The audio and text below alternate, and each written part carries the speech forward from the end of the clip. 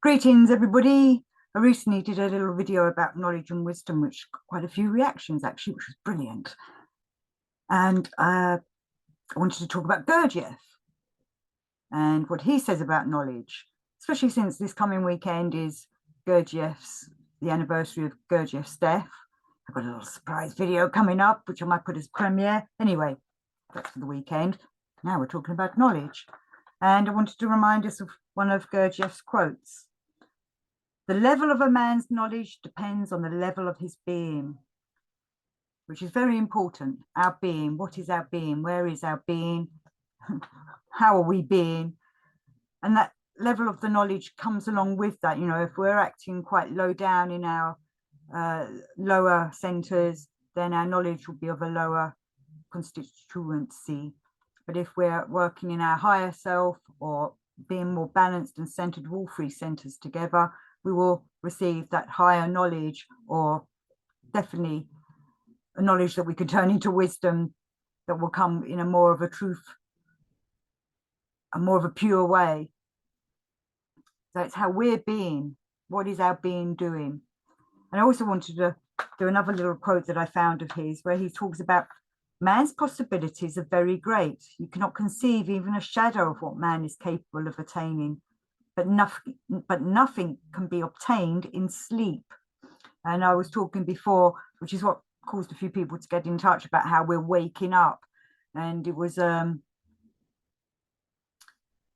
it's something a lot of people discuss, actually. Everyone, especially for the last few years, I've woken up. Yeah, we have woken up, but we're still waking up. And it's something that it's important to remember. We're waking up, so we have to look for the knowledge, gain the knowledge so that we can turn that into wisdom, as I was saying in the previous video. But as Gurdjieff reminds us, it's all down to our level of being, what quality of knowledge will come our way, and that level of being, what it will do, and turn it into what quality of kind of wisdom that will come from it. So with Gurdjieff, obviously, we've got his books to read from and learn from, which I know takes a lot of pondering, but again, it's something else that someone was talking to me about, reading these kinds of books and how difficult they are. But that's because they're trying to break our programming. Gurdjieff's books, Steiner's books. You know, you read, I don't know, like one of the books from the top 10 sellers of the bookshops. It's quite an easy read, and usually you can read them in a day or a couple of days, or the latest thriller or something like that, because it's written in such a way that our programming can just follow it along, which is why we like them and enjoy them and find, a bit of a thrill from that one, or a bit of a romantic book, or, a biography of your favorite movie star, whatever. They're written in a way that follows the programming. Whereas Gurdjieff's books, when we read them, are breaking the programming, they're deconstructing the programming. That's why they're so difficult to read. That's why we have to put effort into them when we do read them. But once you start on the path, you begin to see, that's what he's saying. That's what he's getting. You begin to realize your thinking is changing, your feeling is changing, the way you read is changing. We were like a guilty pleasure now and then, even the same with TV programs. Why TV programs always have the same formula, really, because it's all part of the programming. And they don't have on mainstream media TV programs that really force you to look at yourself and the world. They just want, it's easy listening, easy watching, isn't it? Where the Gurdjieff work is not easy because it's breaking the programming, as I keep saying. It's like I'm being a program and repeating myself over and over again. So that's why it's very important to read Gurdjieff's writings itself and not just listen to people talk about it.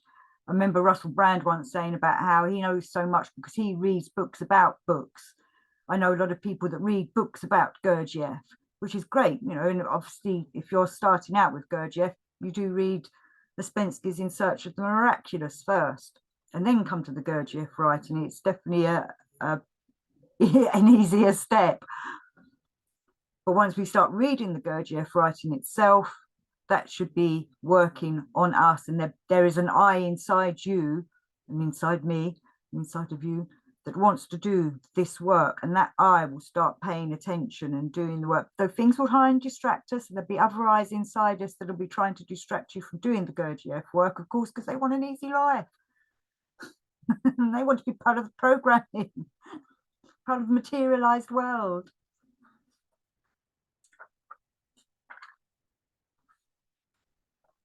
And again, I get lots of people getting in touch saying, where's the schools?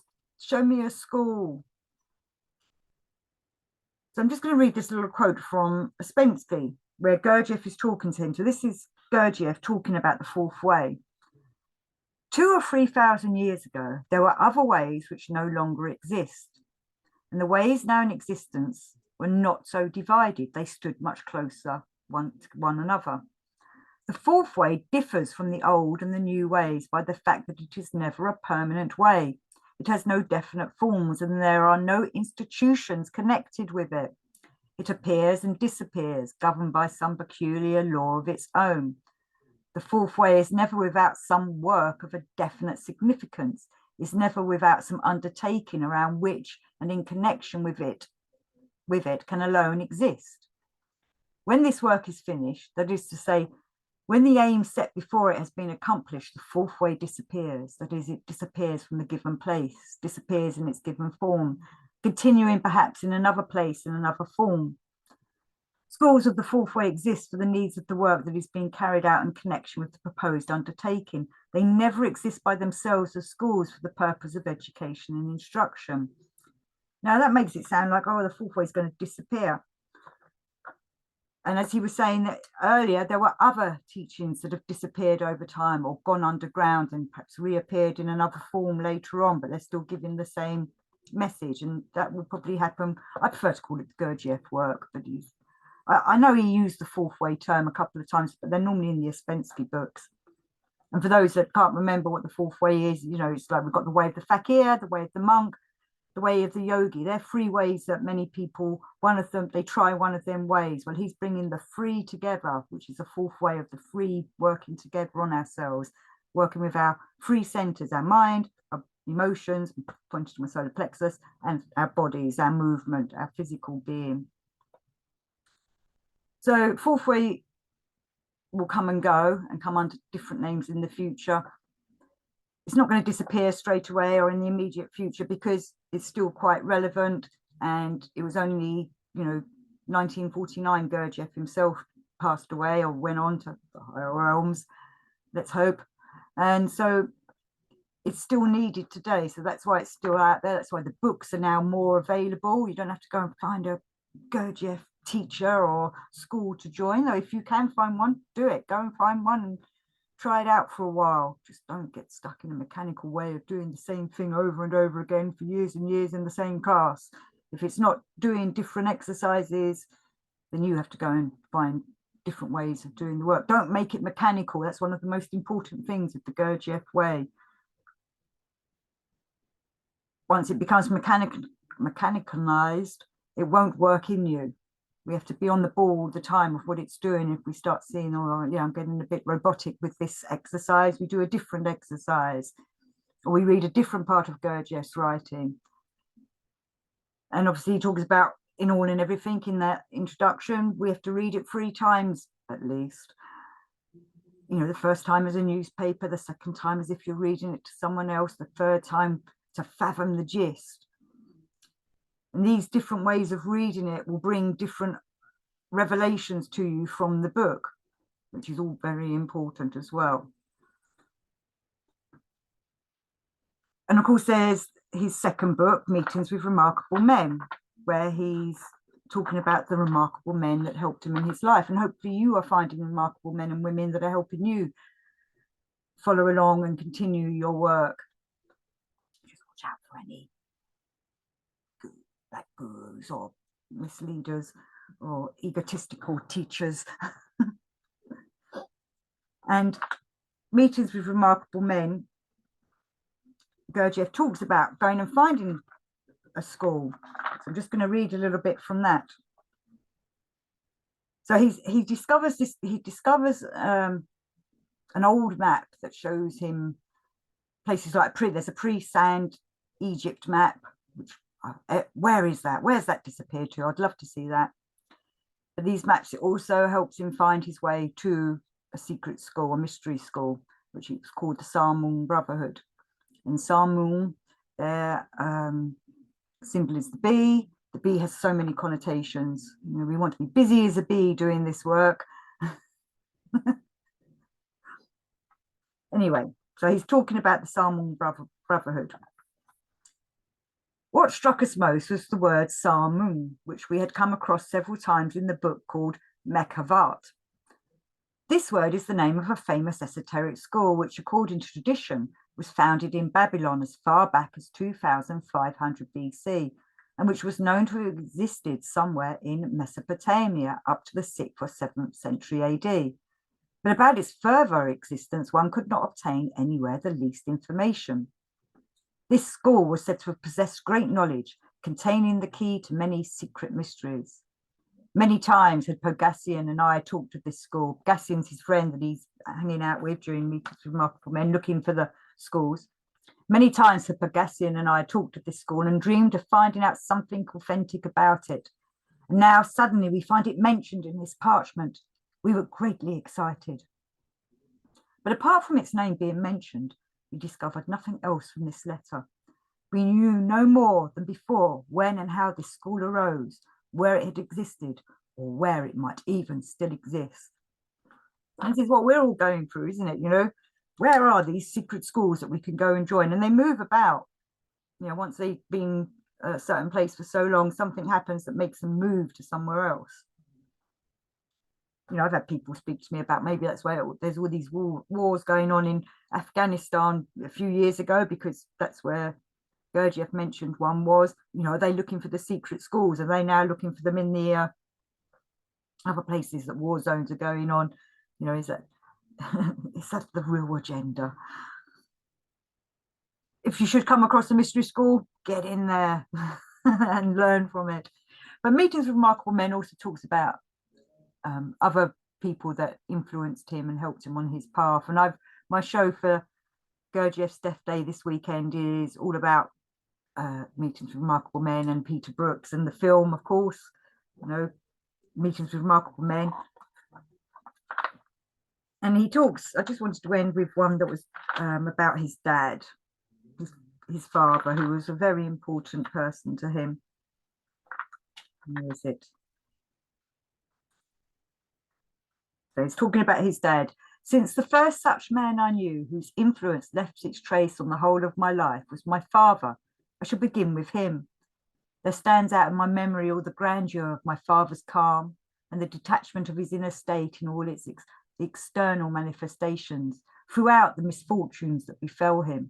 And despite these misfortunes, he continued then as before in all the difficult circumstances of life to retain the soul of a true poet, in spite of the fact that he often happened to find himself in the midst of events beyond the control of man and resulting in all sorts of human calamities, and despite almost always encountering baser manifestations from the people around him, he did not lose heart, never identified himself with anything, and remained inwardly free and always himself.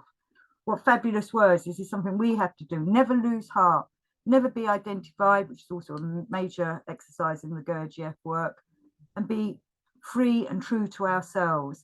I still see people doing these spiritual paths who they're not free, they're caught up with something and still not quite being true to themselves because they mistrust things. They're not, and because they're mistrusting things, they're not fully centered to know whether to mistrust something or not. They're not fully centered enough to know whether this is the right path to go down. So they're still, I was going to say, oohing and ahhing about certain things. You know, obviously we're living in the last few years of a world of conspiracy and such like, and fake news and real news all being mixed up, and little truths being overlaid with lies and falsehoods. And by doing this work, we can begin to identify what is real and what is not. Remember Gurdjieff's last book, Life is Real Only Then When I Am. And his father was being a real man. And this is what we're attempting to become, a real person, a real man or a real woman in my case, so that we can see what life really is. It's like it lifts a veil when we lifts that Isis veil, the veil that Isis has brought down, the veil that the Kundabuffer put on us all so that we can't see life properly. When we do the Gurdjieff work, that veil lifts and we begin to see life for what it really is. It might be a bit of a shock at first, but if you've worked on yourself and you're a harmonized person, it won't be such a shock. You'll be able to deal with it, because that's what this work is all about, helping us doing. So hopefully I'll see you at the weekend for my Peter Brookes Gurdjieff film. And thank you for watching this one. And remember, knowledge and being, they have a connection. The higher your being is, or stronger your being is, the higher, stronger knowledge will come towards you, or more balanced being, I should say. The more balanced knowledge will come towards you, because that's what we're trying to be, balanced people. So thank you for watching. Until next time.